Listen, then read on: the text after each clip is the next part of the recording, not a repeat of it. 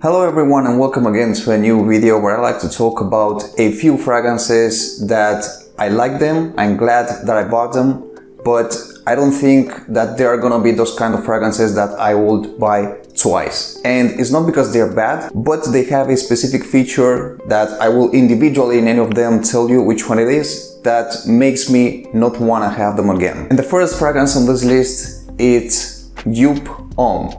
And I'm gonna be honest with you, in the opening video, in the review video that I did for this fragrance, I really loved it. It's a very floral smelling fragrance, but people don't seem to like it that much, mostly because it's a very strong scent. And I remember that one of the most common definitions that I get with Dupe Homme is that it has a very syrup taste, which makes it kind of a confusing fragrance. I mean, there are a few people that will like it, and I am among those, but mostly they are gonna tell you that they don't. So Dupe Homme is one of the fragrances that I won't have buying twice. The second fragrance that I have on this list is Halloween Man X. And don't get me wrong, in the opening, this fragrance, it's just so powerful, so good smelling, because it has a combination of freshness with coffee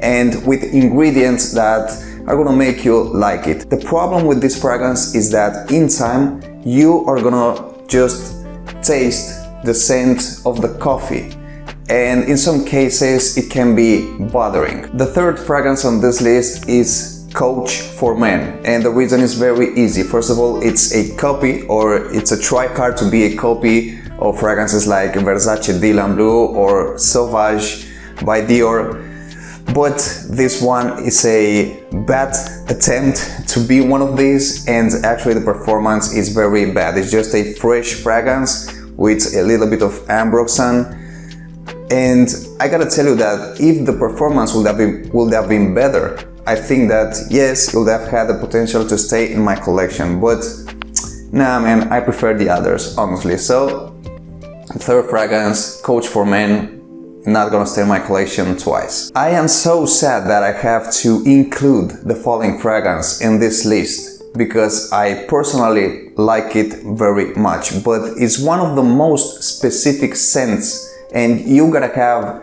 a very specific taste for fragrances to make you like this fragrance, which is Encre Noire. The scent of this fragrance tastes like you are in a forest with pines, the rain has just stopped, and that wetness in the whole environment, it's exactly what you're gonna feel with this fragrance. If you ever experienced that before, then it's inside this bottle. I liked it very much when I opened the box and I tried it for the first time, but too many people around me, when I wore this fragrance, they said, man, I get a very weird scent from you.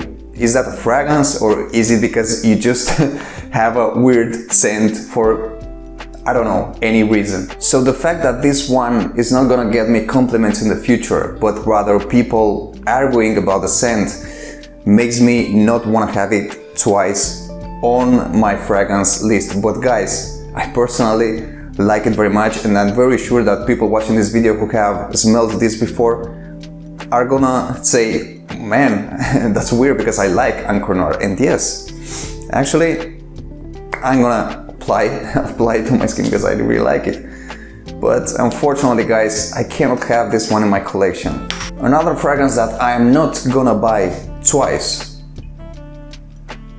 is this, guys, Versace Eros. I know many of you have been watching videos about this fragrance, but it's just because the batches from the previous years were better in terms of performance, which is very important. This one sucks at performance. Mostly you're gonna get between 1, 2 or 3 hours with the new batches.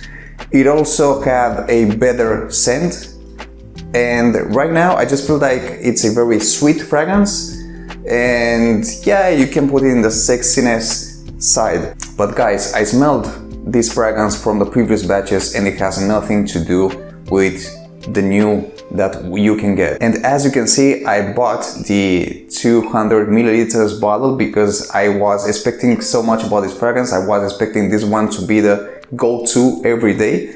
And as you can see, I got this one like 2 years ago and I still have a lot from it.